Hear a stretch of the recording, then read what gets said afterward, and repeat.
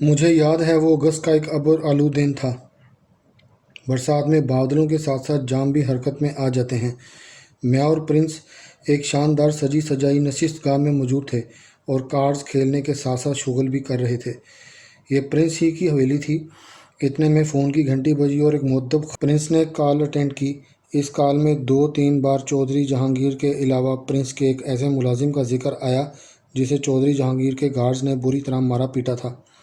یہ کال سننے کے بعد پرنس ایک دم پریشان نظر آنے لگا۔ وہ جو عام طور پر 2-3 پیک سے زیادہ نہیں لیتا تھا، پیک پر پیک چڑھانے لگا۔ میں جانتا تھا کہ چودھری جہانگیر کے خاندان سے پرنس کے خاندان کی پرانی دشمنی چلی آ رہی ہے۔ اس دشمنی میں اب تک دونوں طرف سے 7-8 بندے ہلاک ہو گئے تھے اور درجنوں زخمی ہو چکے تھے۔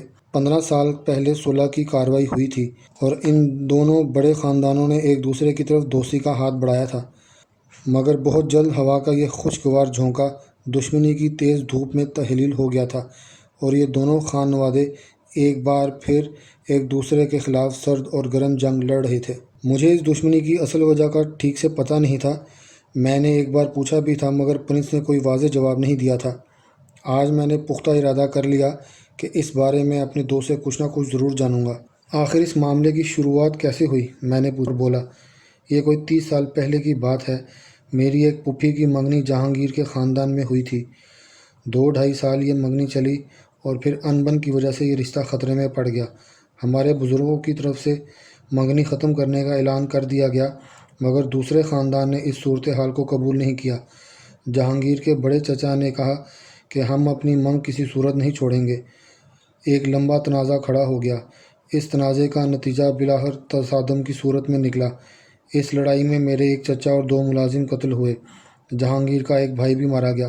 ہماری حویلی پر درجنوں افراد نے حملہ کیا اور یہ لوگ میری پھوپھی کو اپنے ساتھ لے گئے۔ جہانگیر کے چھوٹے چچا سے میری پھوپھی کا نکاح پڑھوایا گیا تھا۔ اس کے بعد کئی موقعوں پر لڑائی ہوئی جس میں دونوں طرف کے لوگ مارے گئے اور شدید زخمی بھی ہوئے۔ مقدمے بازی بھی زوروں شوروں سے جاری رہی مگر درمیان میں دونوں خاندانوں میں صلح بھی تو ہوئی تھی؟ میں نے پوچھا۔ ہاں، یہ 14 برس پہلے کی بات ہے۔ ان دنوں میری پھوپھی اور اس کا شوہر یعنی جہانگیر کا چچا ٹریفک کے حادثے میں ہلاک ہو گئے تھے۔ ایک بہت بڑی پنچایت بلائی گئی۔ اس پنچایت میں یہ دشمنی ہمیشہ کے لیے دفن کرنے کی باتیں ہوئی تھیں۔ مقدمے واپس لینے کے اعلان بھی ہوئے تھے۔ یہ طے پایا کہ دونوں خاندانوں میں تعلق استوار کرنے کے لیے جہانگیر کی چھوٹی بہن کا رشتہ میرے ساتھ کیا جائے گا۔ میں اس وقت بمشکل 10-12 سال کا تھا۔ جہانگیر کی بہن 8-9 سال کی تھی۔ ان دنوں میں نے اسے دیکھا تھا۔ وہ مجھے اچھی لگی تھی لیکن وہ الگ تھلگ اور ذرا مغرور سی تھی۔ اس کا نام شہوار تھا۔ دونوں خاندانوں کی صلح بس 3 سال تک چل سکی۔ اس کے بعد باتیں نکلنا شروع ہوئیں اور دیکھتے ہی دیکھتے دشمنی کی دبی ہوئی آگ پھر سے بھڑک اٹھی۔ چھوٹے چھوٹے جھگڑے پھر شروع ہو گئے اور مقدمے بھی چلنے لگے۔ اب تم دیکھ رہے ہو یہ دشمنی پھر اپنے عروج پہ ہے۔ رشتہ داری کا تو اب سوال ہی پیدا نہیں ہوتا۔ چودھری خاندان اور اس کے بھائیوں نے اپنی طاقت کے زوم میں ہمارا جینا حرام کر رکھا ہے۔ آخری الفاظ کہتے ہوئے پرنس کی آنکھوں میں گہری سرخی اتر آئی اور چہرہ غضبناک ہو گیا۔ آج وہ مجھے ہمیشہ سے زیادہ غمگین نظر آ رہا تھا۔ وہ پیک پر پیک چڑھاتا گیا، پھر نشے میں بدمست ہو گیا۔ اس نے مجھے شہوار کی ایک تصویر بھی دکھائی۔ وہ تیکھے ناک نقشے والی ایک خوبرو لڑکی تھی۔ پرنس کے بیان کے عین مطابق ذرا مغرور بھی نظر آتی تھی۔ اس نے تصویر کو جھٹکے سے ایک طرف پھینک دیا۔ میں نے تصویر اٹھا کر دوبارہ اس کے پرس میں رکھی۔ وہ سگریٹ کے لمبے لمبے کش لیتے ہوئے خلا میں گھورنے لگا۔ اب کچھ نہیں چاہیے، صرف بدلہ چاہیے۔ پانی اب سر سے گزر چکا ہے، اب کچھ نہ کچھ کرنا ہوگا۔ اب ایک بڑی لڑائی کے بغیر یہ آگ ٹھنڈی نہیں ہوگی۔ میں اسے ٹھنڈا کروں گا، جہانگیر اور اس کے رشتہ داروں کے خون سے۔ پرنس سے میری ملاقات اگلے ویکینڈ پہ ہوئی۔ میں ایک تاریخ سے واپسی پر پرنس کے پاس رک گیا۔ آج وہ نشے میں نہیں تھا اور کافی بہتر دکھائی دے رہا تھا۔ وہ آرام دہ لباس میں تھا۔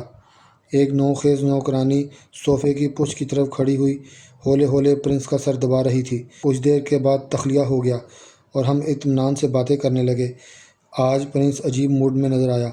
اس کے انداز میں فلسفیوں کا رنگ، بڑی بڑی آنکھیں گہری سوچ میں ڈوبی ہوئی تھیں۔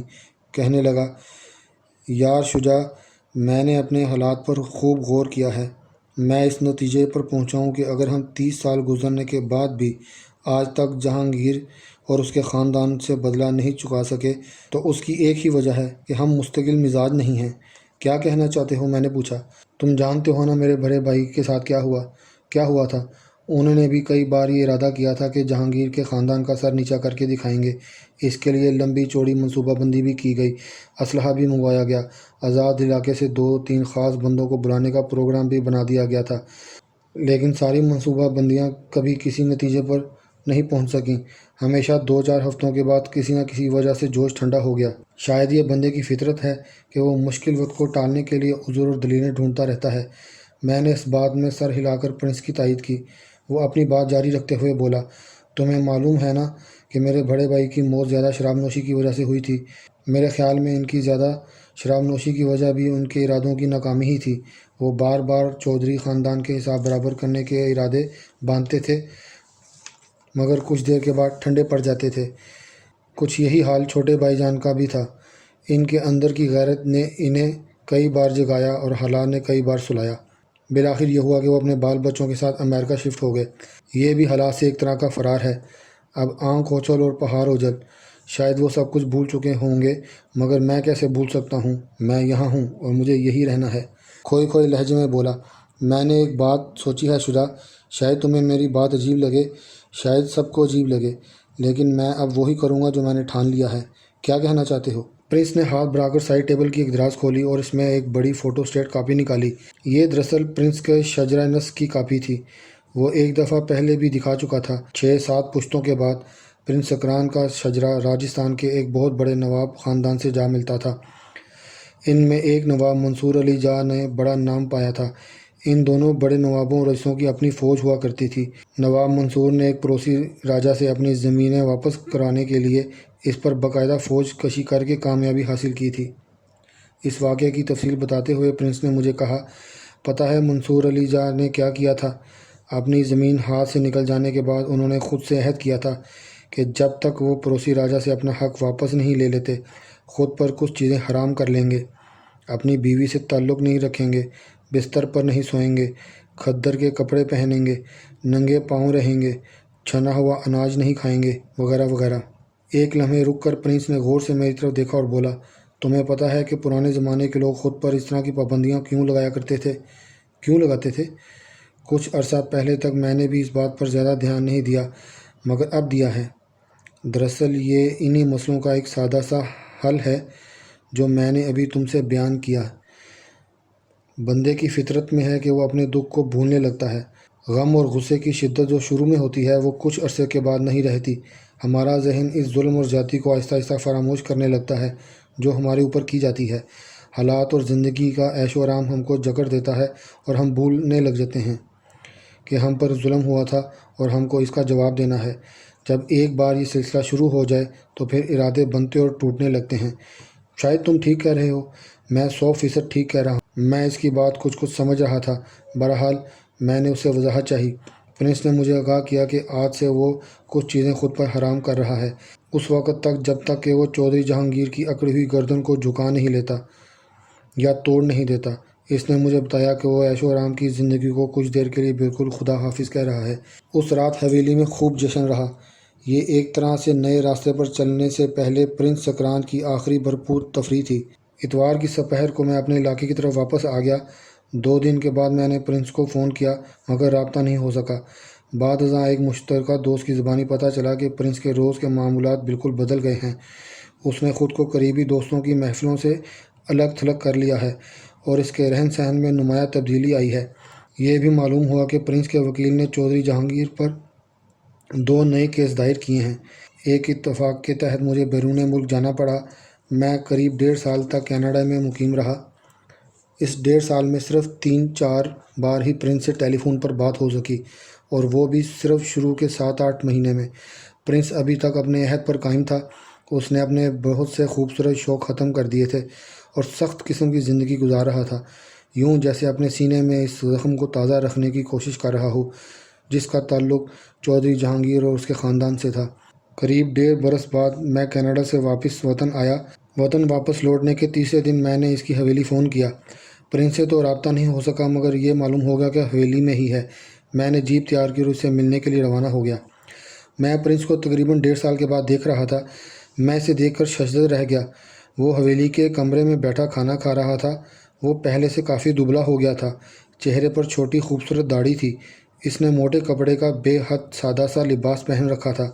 مجھے اس کے چہرے پر عجیب سی چمک نظر آئی۔ وہ مجھ سے بغل گیر ہوا اور مجھے اپنے ساتھ ہی چٹائی پر بٹھا لیا۔ بیش قیمت صوفوں کی جگہ چٹائی لے چکی تھی اور لمبے چوڑے دسترخوانوں کی بجائے کھانے کی چھوٹی سی ٹرے نظر آ رہی تھی۔ اس ٹرے میں گندم کی عجیب سی روٹی تھی، ترکاری کا سالن تھا اور بس ٹھنڈا پانی۔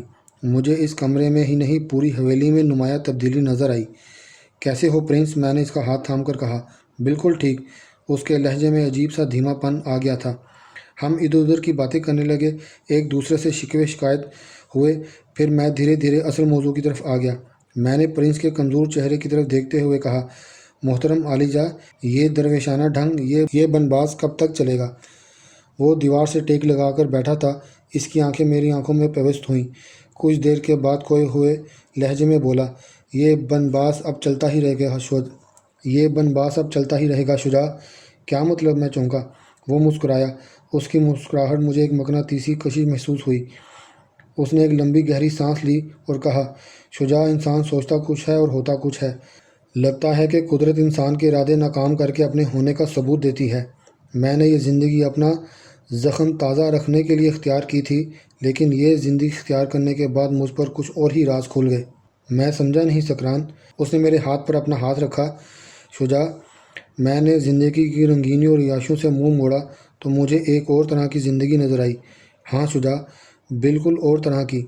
یہ جتنی سادہ اور بے تکلف تھی، اتنی ہی پرسکون بھی تھی۔ مجھے پتہ ہی نہیں چلا کہ میں آہستہ آہستہ اس زندگی کو اپنے دل میں اتارتا چلا گیا۔ یہ سب کچھ آہستہ آہستہ لیکن مسلسل ہے اور اتنا حیران کن ہے کہ میں خود بھی سمجھ نہیں سکا۔ اور سچ کہوں شجاع، یہ تو زندگی کا بڑا پیارا روپ ہے۔ اس میں خواہشات کم سے کم اور دکھ بھی کم سے کم ہیں۔ یوں لگتا ہے کہ میں نے جینے کا راز پا لیا ہو۔ اور وہ مقصد جس کے لیے یہ سب کچھ شروع ہوا تھا؟ میں نے جھجکتے ہوئے پوچھا۔ وہ پھر بڑے سکون سے مسکرایا۔ شجاع، وہ مقصد اور اس جیسے سارے مقصد اب بہت پیچھے رہ گئے ہیں۔ وہ پرنس سکران جس سے تم اگست کے آخری ویکنڈ پہ ملے تھے، ماضی کے ملبے میں دفن ہو چکا ہے۔ اب جو شخص تمہارے سامنے بیٹھا ہے، یہ صرف سکران ہے۔ یہ اپنی دشمنیاں اور جھگڑے سب کچھ ہمیشہ کے لیے بھلا چکا ہے۔ میں حیرت کے سمندر میں غوطہ زن تھا اور پرنس سکران کی طرف دیکھتا چلا جا رہا تھا۔ وہ واقعی تبدیل ہو چکا تھا۔ کھانے کے برتن اٹھانے کے لیے کسی چھم چھم کرتی نوخیز نوکرانی کی بجائے ایک ادھیر عمر بارش ملازم اندر داخل ہوا۔ یہ سب کچھ مجھے حیرت زدہ کر رہا تھا۔ مجھے پچھلے اور اب کے ہر معاملے میں دن اور رات کا فرق دکھائی دے رہا تھا۔ ہم باتیں کرتے رہے۔ میں نے پوچھا، پرنس، تم کہہ رہے تھے کہ تم نے سب کچھ بھلا دیا، کیا شہوار کو بھی بھلا دیا؟ ہاں، اس کو بھی بھلا دیا۔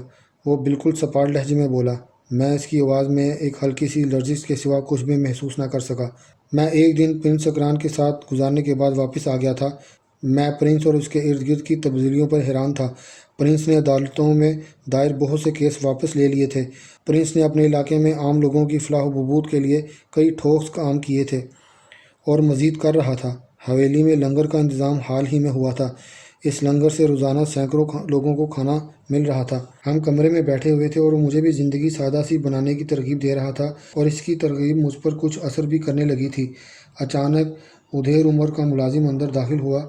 اس نے سلام کرنے کے بعد کہا، بیٹا، ایک عورت آپ سے ملنا چاہتی ہے اور کہتی ہے کہ میں آپ سے اکیلے میں بات کرنے آئی ہوں۔ کون ہے چچا؟ پردہ دار ہے جی۔ میں نے نام پوچھا ہے لیکن اس نے بتایا نہیں۔ باہر کھڑی ہے۔ پرنس چند لمحے سوچتا رہا، پھر بولا، اچھا اسے بلا لو۔ پرنس نے مجھ سے درخواست کی کہ میں تھوڑی دیر کے لیے بغلی کمرے میں چلا جاؤں۔ میں اٹھ کر بغلی کمرے میں آ گیا۔ ساتھ والے کمرے میں باتوں کی مدھم آوازیں آ رہی تھیں۔ میں تجسس سے مجبور ہو کر اٹھا۔ پرنس کہہ رہا تھا، جب تک آپ بتائیں گی نہیں کہ آپ کون ہیں، میں آپ سے کس طرح کی کوئی بات کر سکتا ہوں۔ عورت چند لمحے تذبذب کا شکار رہی، پھر اس نے ارد گرد دیکھا اور ہولے سے اپنا نقاب سرکا دیا۔ سکران کے ساتھ ساتھ میں بھی حیران رہ گیا۔ وہ شہوار تھی۔ اس کی خوبصورت جھلک نے کمرے میں اجالا سا کر دیا۔ پرنس کے ہونٹ کپ کپا رہے تھے۔ اس نے نقاب پھر سے چہرے پر برابر کر لیا۔ چند سیکنڈ بعد وہ بولی، اب تو آپ کو میری بات سمجھ میں آ رہی ہے نا؟ میں اپنے بڑے بھائی جہانگیر کے بارے میں بات کر رہی ہوں۔ وہ آپ سے صلح کی بات کرنے کے لیے خود چل کر آپ کی حویلی میں آئیں گے۔ میں چاہتی ہوں کہ یہ سنہری موقع کسی صورت ضائع نہ ہو۔ آپ کی طرف سے ان کا دل بہت بہت نرم ہو گیا ہے۔ آپ نے جس طرح مقدمے واپس لیے ہیں اور جس طرح آپ بدلے ہیں، یہ سب کچھ بھائی جان کو اور دوسرے لوگوں کو بہت متاثر کر گیا ہے۔ متاثر ہونے والے لوگوں میں اور کون کون شامل ہے؟ کیا مطلب؟ آپ بھی شامل ہیں؟ پرنس نے بے حد نرمی سے پوچھا۔ اب شہوار کی آنکھیں بھی نم ہو چکی تھیں۔ وہ کچھ دیر پرنس کی غمناک آنکھوں میں دیکھتی رہی اور پھر اس نے گردن جھکائی اور ہولے سے اس بات میں سر ہلا دیا۔